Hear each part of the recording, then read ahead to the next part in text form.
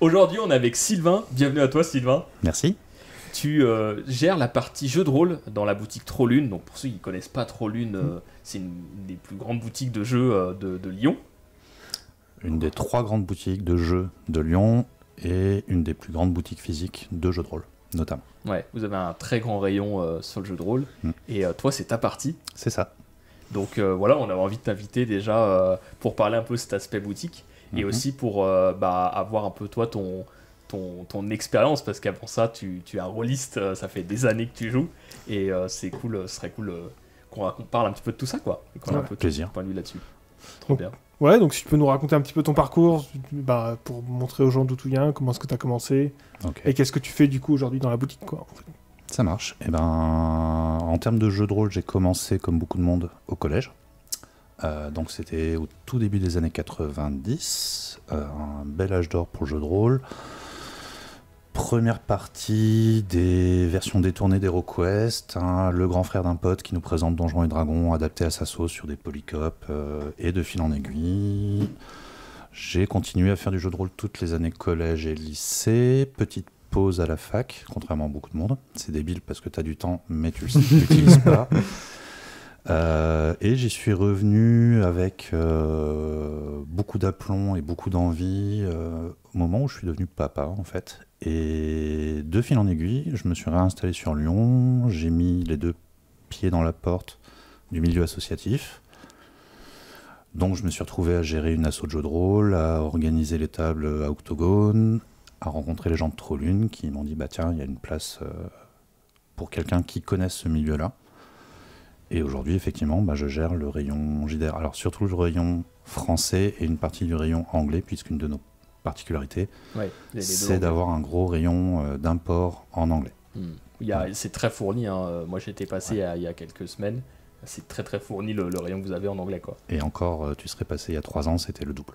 Ah ouais, ok. C'était comment tes souvenirs un peu des années 90 version jeu de rôle?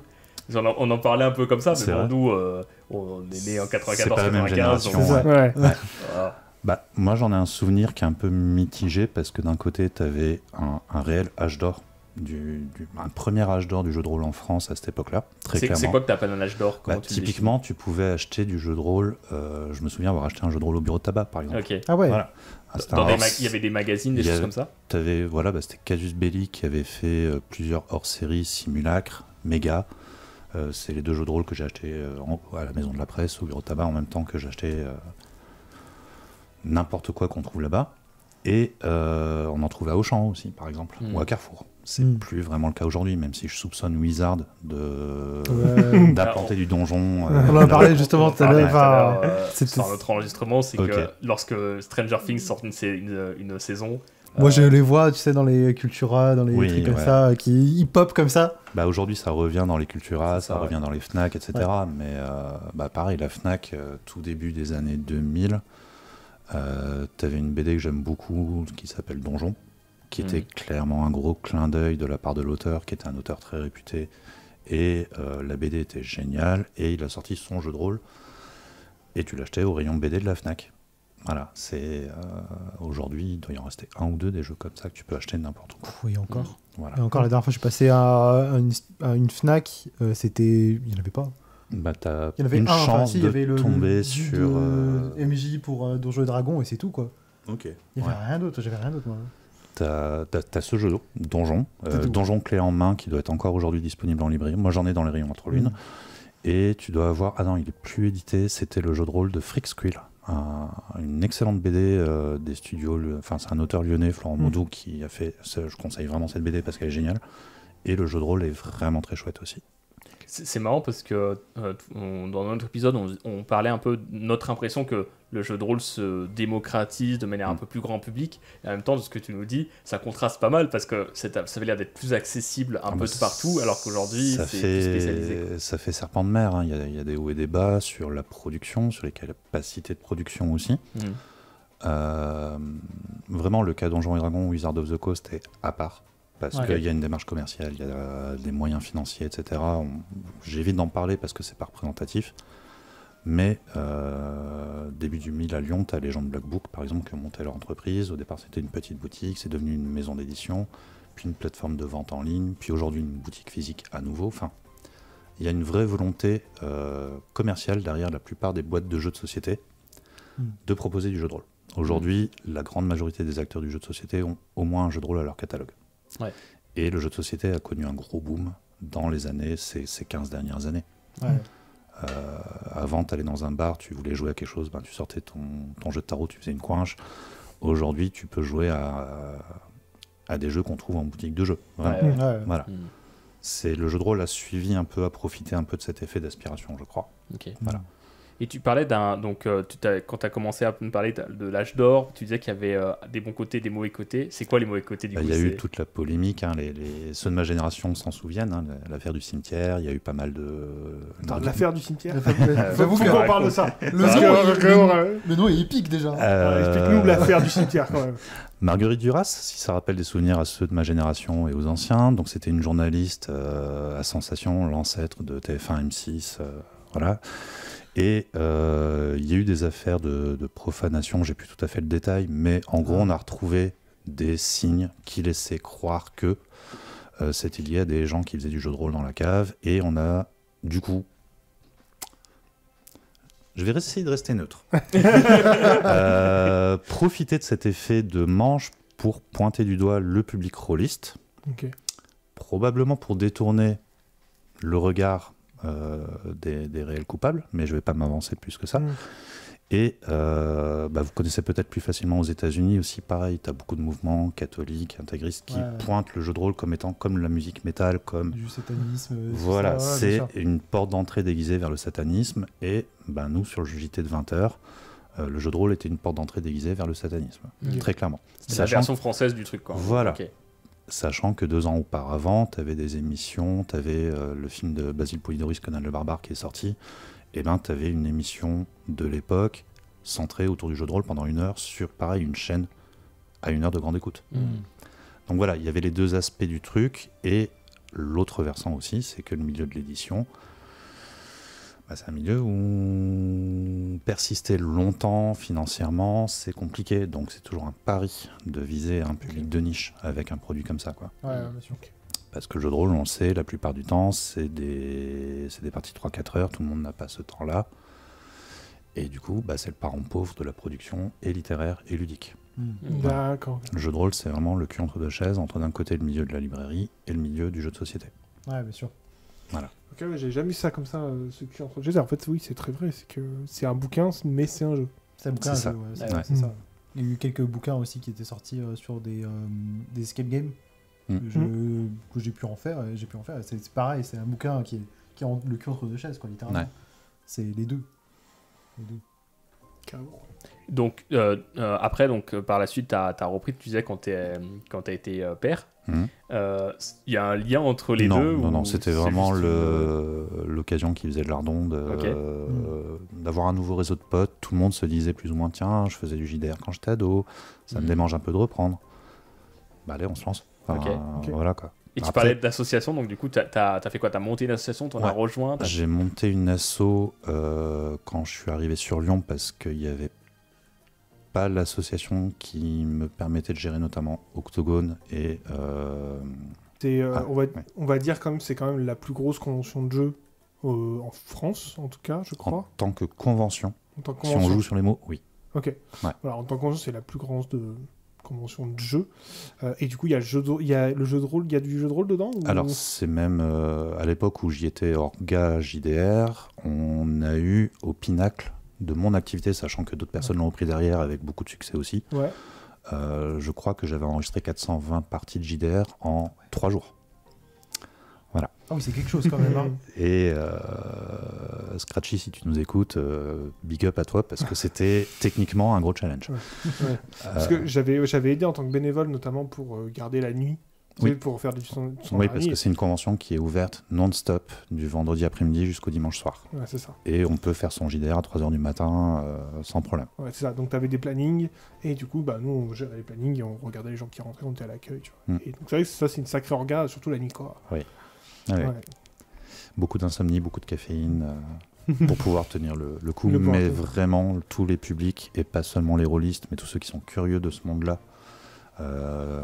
Si on parlait jeux de rôle d'initiation, je sais qu'on aura l'occasion d'en reparler, mais c'est une super occasion de découvrir le jeu en général, et notamment le jeu de rôle. Ah, parce que du coup, pendant les 3 jours, il y a quand même beaucoup de gens qui viennent, qui connaissent rien du tout. Ah ouais. Alors, tu as beaucoup de gens qui viennent curieux. Parce qu'ils accompagnent peut-être aussi d'autres gens, je suppose. Parce qu'ils accompagnent, parce que c'est l'occasion, parce que c'est au double mixte là en ce moment, depuis quelques années. Et bah tiens, c'est un gros festival à côté, qu'est-ce qu'on fait ce week-end? Ça coûte pas cher, on y va. Ouais. Et pouf, tu découvres le jeu de société, tu découvres le jeu de cartes, tu découvres le jeu de figurines, beaucoup. Et le jeu de rôle, il y a aussi un gros... Comme il y a beaucoup d'éditeurs qui viennent présenter leurs jeux, qui organisent beaucoup de parties d'initiation, notamment, c'est génial, même pour des familles. Je sais que l'an dernier, par exemple, Donjons et Chatons a fait un carton parce que tu viens jouer avec tes mômes de 8-10 ans et ils repartent avec des images plein la tête, quoi. C'est trop bien, c'est trop bien.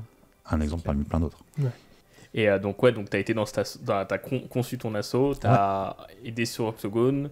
Qu'est-ce que vous faisiez d'autre du coup?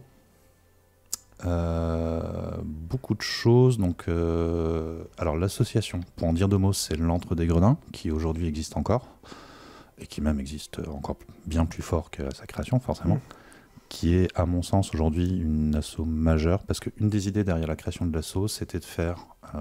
moi, j'ai un petit parcours en psycho et en social. Et je me suis souvent dit que le jeu de rôle avait sa place dans les écoles, dans les hôpitaux, dans les maisons de retraite, dans les prisons. C'est quelque chose que j'avais envie de porter. Mais comme je venais d'être papa, le timing ne l'a pas forcément permis. Mais aujourd'hui, il y a des gens qui font ça vraiment dans cette association, donc l'Antre des Gredins, qui font le jeu de rôle dans des endroits où ça a sa place, mais où ça semble pas évident au premier abord. Ouais. Je sais que notamment les jouer en prison derrière Perrage, c'était un beau parcours du combattant. Qu'on a initié à l'époque où j'y étais encore un petit peu et qui aujourd'hui a vraiment porté ses fruits. Ouais, j'encourage votre public à aller jeter un œil à ce que fait l'asso, c'est assez ouf. Ouais. Donc vous alliez dans les prisons faire du jeu de rôle Alors moi je l'ai jamais fait du coup, j'ai juste été l'interface avec un binôme pour ouvrir ces portes-là, négocier qu'est-ce qu'on fait, qu'est-ce qu'on peut pas faire, etc. Ça, il faudra leur demander à eux. Invitez-les. Bah, c'est noté. Voilà. L'invitation est lancée. Vous êtes les bienvenus. Pareil en hôpital psychiatrique. Alors moi, je l'ai fait une fois. Pareil en école. Alors moi, je l'ai beaucoup fait en école. Avec des écoles traditionnelles, des MJC et des écoles hors contrat un public un peu plus difficile d'accès, on va dire. Parce que justement, la fonction sociale du jeu de rôle a vraiment totalement sa place là-dedans. C'est des super expériences. On reçoit pas mal de mails de personnes, là j'en ai encore eu un juste avant qu'on enregistre, d'enseignants ou de personnes qui veulent monter des clubs aussi dans leurs écoles, et ça c'est chouette quoi. Faites-le. S'il y a besoin d'aide à Trollune, on a aussi beaucoup de monde qui nous pose des questions là, on les accompagne autant qu'on peut. Là j'avais accompagné Saint-Jean-de-Dieu, l'hôpital psy, j'ai accompagné une école, et maintenant il y a un club un club de jeux de rôle indépendant du foyer de jeu au sens large. Trop bien. Dans le collège. Et comment vous accompagnez? Tu les guides sur qu'est-ce qu'ils doivent... Guide sur les achats, guide sur le fait de former des gens à être meneurs de jeu pour les élèves, pour qu'ensuite les élèves deviennent eux-mêmes meneurs, meneuses de jeu dans la foulée. On fait un petit geste commercial pour qu'ils aient leur première boîte d'initiation, ce genre de choses. C'est toujours transmettre le flambeau, quoi. Trop cool. Trop bien. Ouais, moi qui suis fan d'éducation, c'est vrai que c'est le genre, moi ça a complètement sa place. Carrément. Dans les écoles, c'est société, enfin c'est un jeu de société, c'est sociétal, c'est vraiment ce côté-là quoi. Ça développe beaucoup l'empathie. Donc non, c'est vraiment génial. Puis ça développe l'imaginaire, ce qui je trouve très important surtout à ces âges-là, en tout cas pour les écoles. Et puis même, enfin ce qui peut aussi permettre un peu de s'évader dans des situations un peu difficiles de tous les jours. Développer des relations aussi entre les joueurs, et ça doit être chouette. Peut-être des gens qui se connaissent pas entre eux dans des cadres un peu particuliers, typiquement l'hôpital, c'est quand même un cadre très particulier. Si les gens se connaissent pas, ça permet de lier des relations. Quoi. Très vite une relation intense avec le jeu de rôle, que ce soit pour un public de collégiens, lycéens à une période de ta vie où c'est pas évident. Et pareil sur des publics fragilisés, je sais que sur la prison on avait beaucoup parlé du potentiel de réinsertion. De dire voilà, sortir de son cadre de confort, ça demande on parlait de l'expression marcher dans les bottes de quelqu'un d'autre. Le jeu de rôle permet ça. Et que tu sois collégien ou tolard ou en difficulté dans ta vie, c'est une expérience que le jeu de rôle permet. Et au-delà de l'aspect ludique, fun, imagination, etc., il y a cet aspect social qui est une expérience marquante, je pense, pour chacun d'entre nous. Hein. Tous ceux qui l'ont vécu à cette époque-là, ça nous a permis de s'affirmer socialement, ça nous a permis d'avoir une empathie plus développée sur pas mal de points. Ouais, puis ça développe vraiment la créativité sur plein d'aspects. Ça, c'est chouette. Et puis tu vis des aventures ensemble. Ouais, c'est vrai que quand tu m'as initié vraiment à fond sur le jeu de rôle, tu m'as présenté Gaël avec qui je joue encore. Ouais. Et on se connaissait pas du tout. Finalement, on est devenus potes après, pendant les parties, pendant qu'on faisait à bouffer, avant de faire les parties et tout ça. Et aujourd'hui, c'est une super pote, quoi. Donc, ça c'est trop bien pour le jeu de rôle. Alors qu'on serait peut-être pas forcément parlé autrement ou autre, parce qu'on n'est pas forcément des mêmes milieux. Et ça, c'est un vrai pouvoir, quoi. Ouais, carrément. Ça aussi, c'est un point intéressant. C'est les gens que tu rencontres. Vite fait, pour reprendre la casquette Trollune, je vois des gens de tous les milieux dans la boutique. Et ça, c'est génial. Ouais. Et sur les soirées initiation, je me retrouve avec des tranches d'âge, des catégories socio-professionnelles, des parcours de vie très différents, tous autour de la même table. Ça me fait super plaisir aussi. C'est vraiment quelque chose de très riche. Ouais. C'est trop bien parce que tout le monde amène son expérience de la vie en fait dans les JDR. C'est ça qui est cool. Moi, ce que j'aime beaucoup avec le fait de changer un peu de table et de joueurs, c'est ce côté où vraiment les gens ont une expérience tellement différente sur leur vie que en fait quand ils viennent pour incarner quelqu'un d'autre, quelqu'un qu'ils ont créé, ils l'incarnent vraiment très différemment des autres. Et c'est ça que j'aime bien voir, c'est un peu ce panel de construction personnelle des choses autour et de la façon dont ils voient aussi certains trucs qu'on montre, tu vois, par rapport au JDR. C'est ça qui est trop cool, je trouve. Et du coup, tu dois avoir vraiment des gens qui apportent des choses que tu n'as pas l'habitude, quoi. En tant qu'habitude, vraiment, ça va être en mode putain, c'est... Ouais. Ok, très différent de l'habitude. Ouais, puis en plus, comme je trouve que je veux dire, c'est un vecteur d'émotion à travers une histoire, tu vois. En fait, tu vas beaucoup plus te lier avec les gens de ta table qu'avec des gens à qui tu fais de la petite période de société, du small talk, comme on dit, quoi. Genre où tu vas dire comment était la météo. Là, vraiment, vous vivez des choses, quoi. Et puis, c'est là où tu as toutes les personnalités qui ressortent, même si tu crées un personnage, qui est forcément... Tu laisses ton empreinte dans le perso et tout. Ouais, moi j'ai un gros faible pour les jeux un peu horrifiques ou en tout cas avec une charge émotionnelle assez forte. J'ai toujours un choix moral. J'aime pas les rencontres, les boss de fin de niveau, ça m'intéresse pas. Mais le choix moral, ça m'intéresse beaucoup. Et ouais, comme tu dis, le small talk, il a plus sa place quand tu es là à discuter de tes valeurs de machin. Ça crée une connexion que tu n'auras pas autour d'un 6 qui prend ou d'un Monopoly, forcément. Évidemment. Ça, c'est sûr. Ou en plus, t'es adversaire. Là où t'es plus là où on doit trouver un terrain d'entente, quoi. C'est ça. Complètement. Et donc après, Trollune, comment ça a démarré, comment ça s'est passé? Eh ben, pour la faire courte, parce qu'il y a eu quelques trajets autour, j'avais monté un bar à jeux de rôle, entre autres, bar littéraire. Expérience montée un peu à la va-vite et avec des impératifs financiers, donc l'expérience a un peu tourné court. Mais j'étais déjà en contact avec Trollune et quand ça tournait court, je me suis retrouvé sur le marché du travail, on va dire. Et il se trouve qu'il y avait une place à prendre, donc ça m'a été proposé. Notamment le fait que le rayon jeu de rôle était donc porté par la personne qui a fondé la boutique, qui aujourd'hui a d'autres responsabilités, et que du coup le rayon a été géré longtemps par des personnes qui n'avaient pas forcément la même appétence, la même vision du marché, etc. Là, il y avait ce besoin de quelqu'un avec un regard, une vision d'ensemble, on va dire. Donc j'ai dit ok, avec plaisir, et puis c'est parti. Et qu'est-ce qui a changé du coup? Parce que du coup, tu passes t'as ton asso, tu en fais beaucoup finalement sur ton temps libre aussi du jeu de rôle, etc. Là, tu en vends, donc tu dois savoir beaucoup plus, j'imagine. Déjà, je pense que tu avais déjà sans doute un panel de jeux de rôle que tu connaissais ou autre. Oui. Mais là, j'imagine que ça c'est x10, quoi, j'imagine. Ça s'est multiplié, effectivement. J'avais déjà un pas dans l'édition, je connaissais quelques éditeurs, quelques auteurs via notamment Octogone et mon expérience personnelle, mais là, ça s'est encore multiplié, effectivement. D'un autre côté, moi j'aime bien dire que je suis épicier, donc vendeur, commerçant. Une anecdote tout bête, j'en parlais tout à l'heure, quand t'es youtubeur, quand t'es influenceur, quand t'es je sais pas, n'importe qui, l'éditeur va t'envoyer un service presse pour faire parler de son bouquin, pour en parler une fois pendant une émission, un podcast, etc. moi, leurs bouquins, j'en parle 20 ou 30 fois par an, mais jamais ils vont m'envoyer un service presse. Tu vois ce que je veux dire? Ouais, je vois. C'est ma curiosité perso qui va compenser cet aspect-là. Tu as certains bouquins, par exemple, je les ai jamais lus parce qu'ils sont cellophanés, parce qu'il y a un PDF, parce que machin. Il y a des bouquins que je feuillette en diagonale quand j'ai 5 minutes dans les rayons, mais étant épicier, les 5 minutes, j'ai parfois du mal à les trouver. Sûr. Donc je me renseigne sur Internet, je me renseigne sur des trucs comme ça. Mais oui, ça me permet quand même d'avoir une vision plus large du marché. Vraiment, littéralement, du marché du jeu de rôle. Donc ça implique aussi le marché du jeu de rôle commercialisé. Ouais. Moi, j'avais une appétence, et j'ai toujours une appétence pour le jeu de rôle amateur. Celui qu'on peut trouver gratuitement sur Internet, par exemple. Le fait de créer son propre univers. Voilà.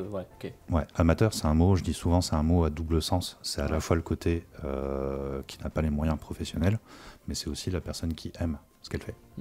Et dans le jeu de rôle amateur, il y a de tout. Il y a vraiment des perles, des chefs-d'œuvre, des jeux qui mériteraient peut-être pas d'être dans les rayons aussi. Ça existe. Il y a des jeux dans les rayons qui mériteraient de pas y être, mais voilà, on trouve de tout sur Internet, et c'est vrai que c'est quelque chose, souvent, je suis un très mauvais vendeur, souvent je vais dire à quelqu'un, une fois que j'ai cerné un peu ses besoins, écoute, lance Google et trouve ce jeu-là, par exemple. Il correspond parfaitement à ce que tu cherches. Typiquement un jeu de rôle amateur Harry Potter, j'en ai parlé beaucoup, parce que d'un point de vue game design, il est bon, d'un point de vue lecture, initiation, il est parfait, mais la licence Harry Potter est tellement chère qu'il n'y a pas de jeu de rôle officiel dedans. Mais j'ai plein de gens qui me le demandent, donc je dis allez jeter un œil à ça, c'est bien fait.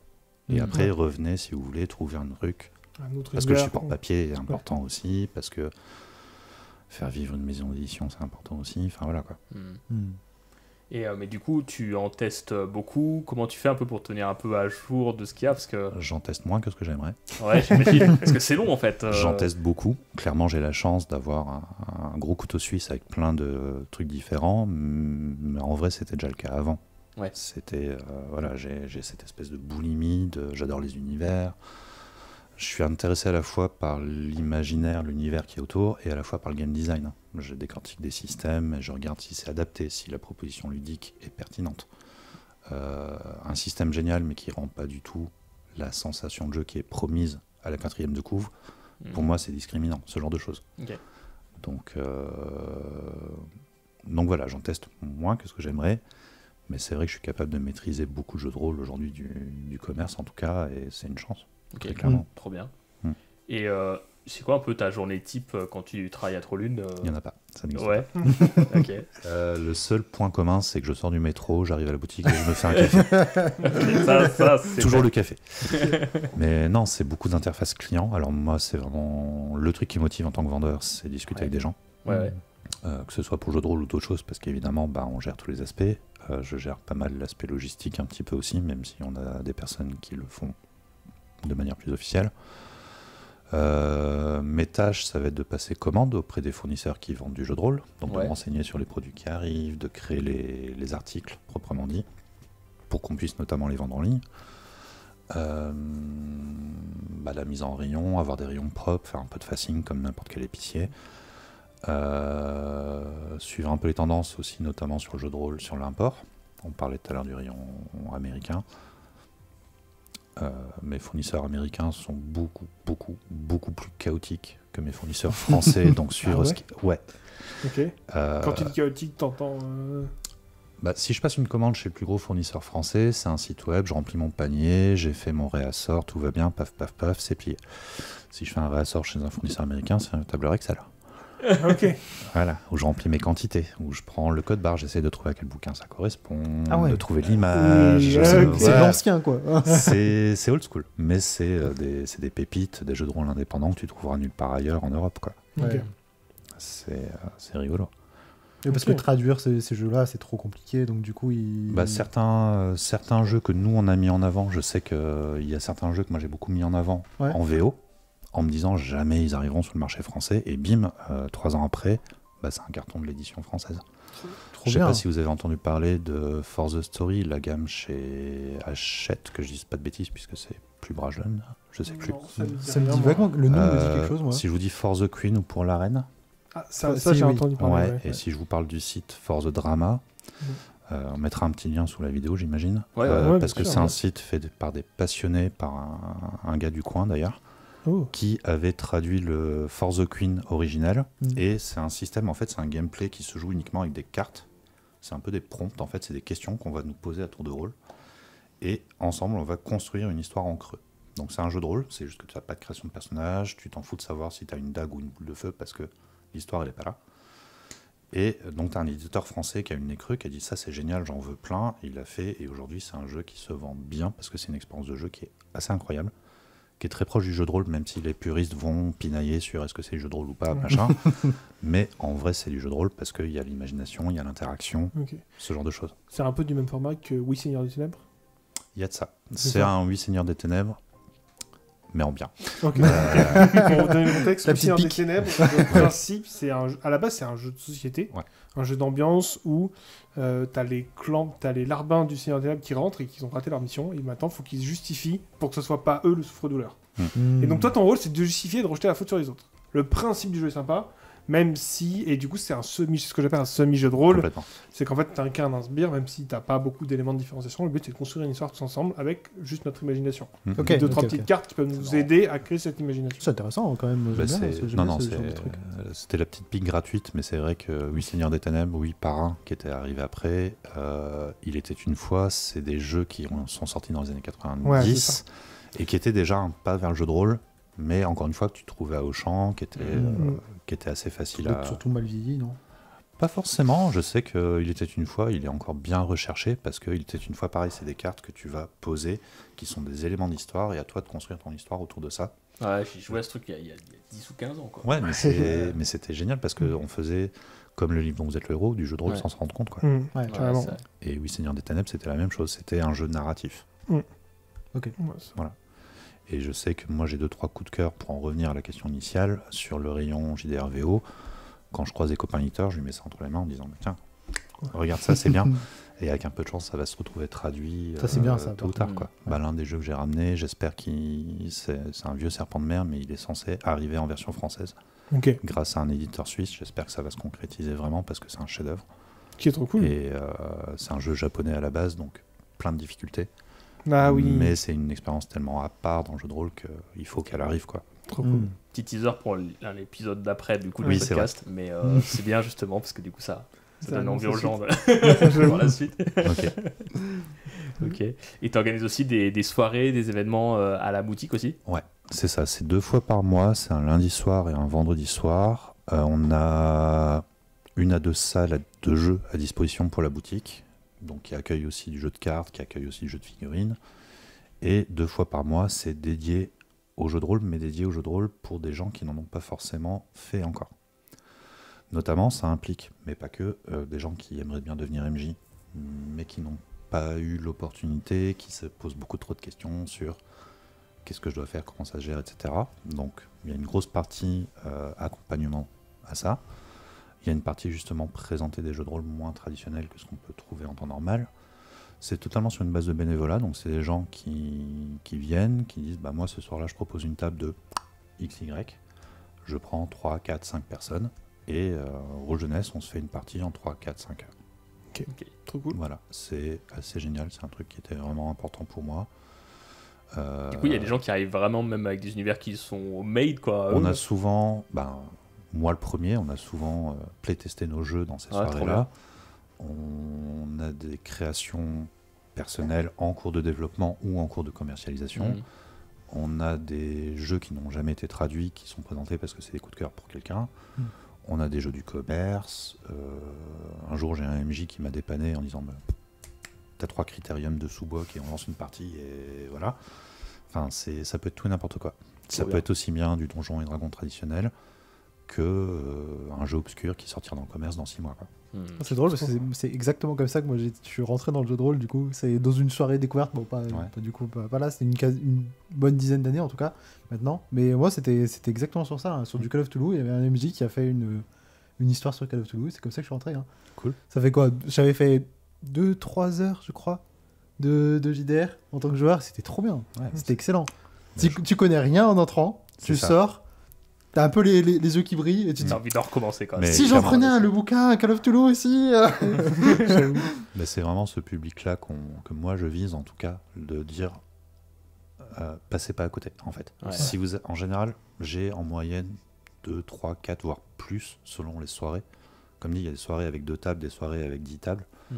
Mais j'ai toujours au moins 1 ou 2 personnes, et parfois plus, qui ont vaguement entendu parler du jeu de rôle et qui se demandent à quoi ça ressemble. Et ils découvrent totalement. Et T'arrives qui à découvrent- tout le temps avoir des gens, des nouvelles personnes. Tout le temps, ouais. Ok. Ouais, ouais. Bah, c'est l'avantage d'être en plein cœur de Lyon, c'est qu'il y a un renouvellement de la population Ah, c'est C'est bien permanent. ça. Ok.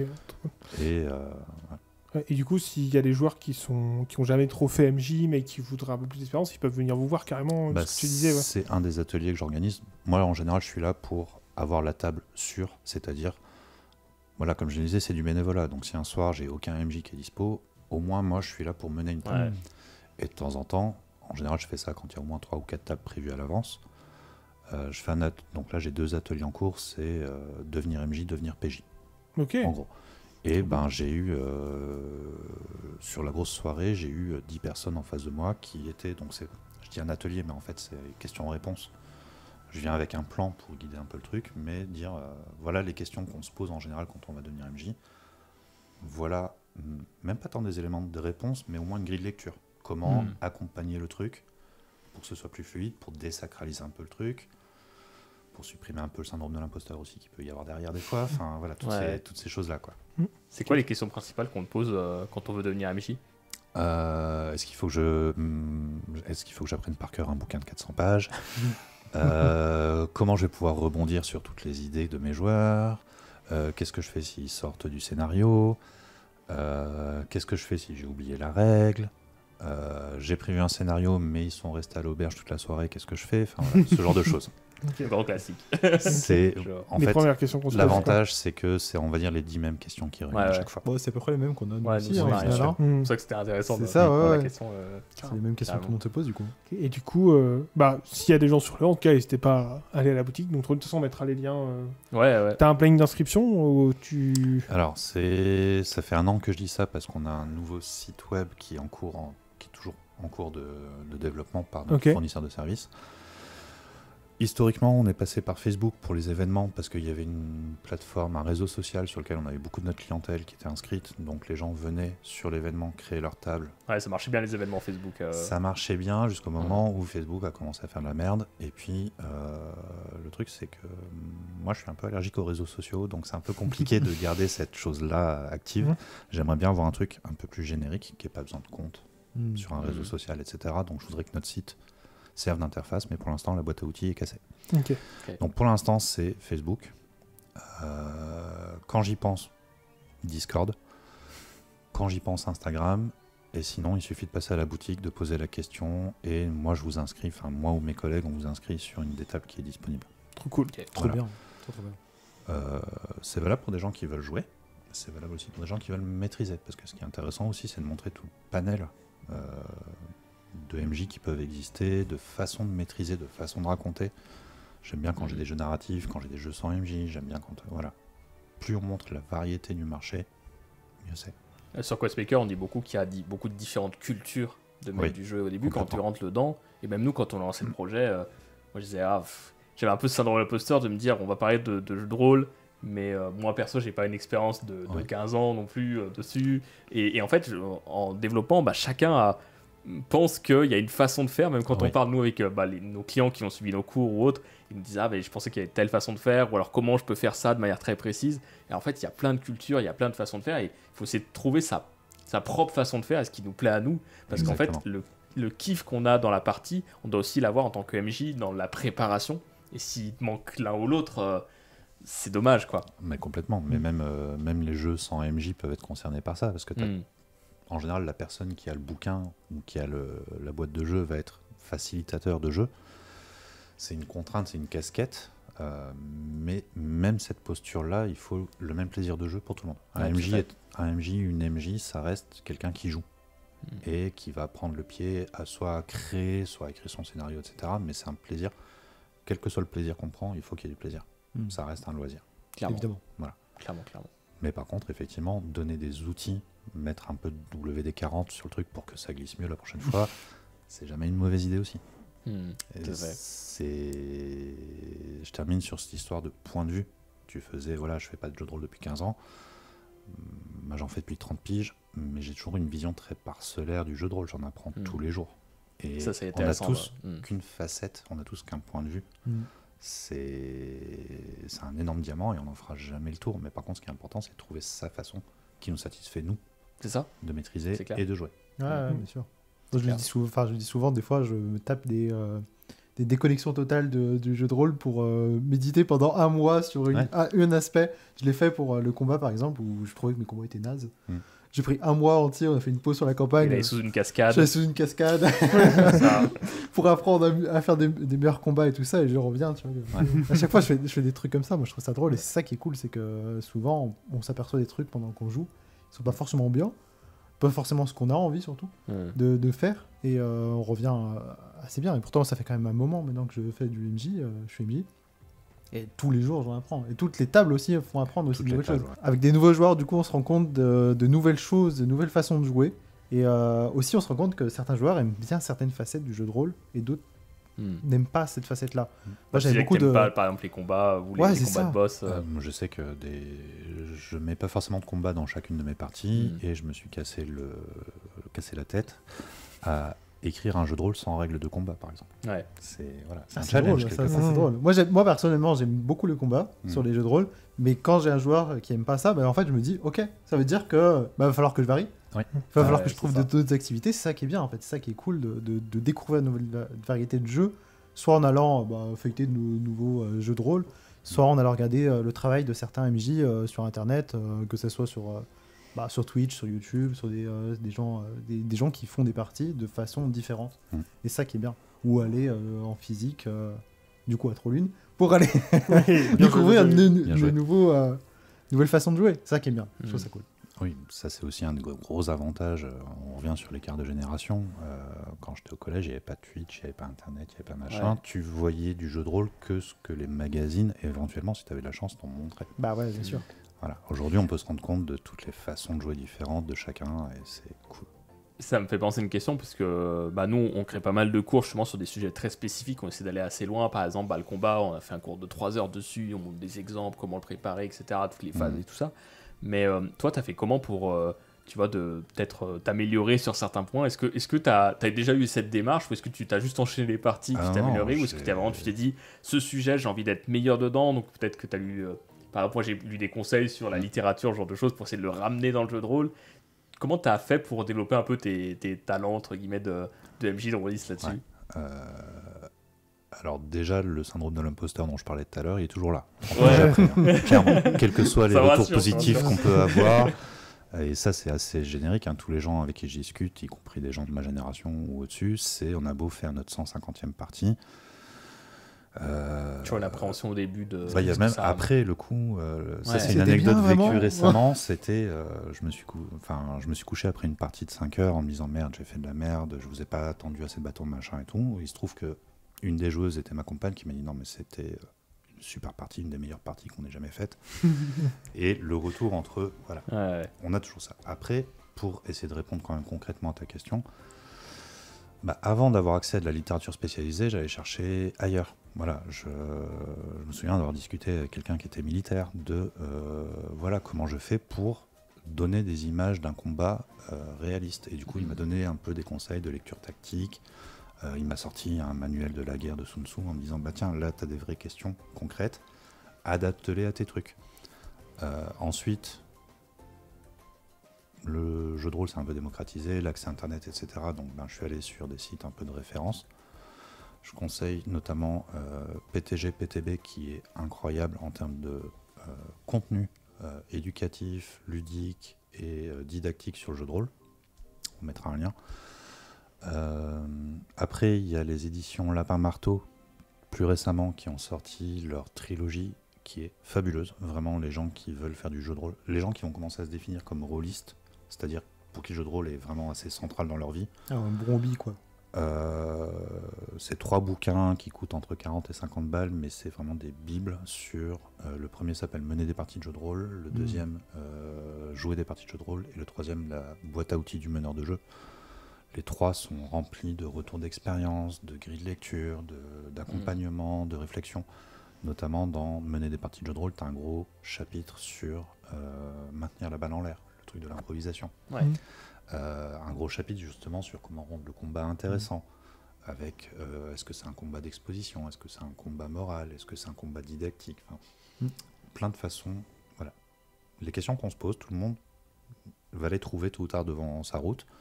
Il y a des gens qui les ont trouvés ailleurs et qui ont apporté des éléments de réponse. Et Lapin Marteau, donc l'éditeur, a fait ce travail de synthétiser tout ça. Donc pour le même prix qu'un triptyque de Donjons et Dragons, je trouve que c'est une lecture vachement plus intéressante.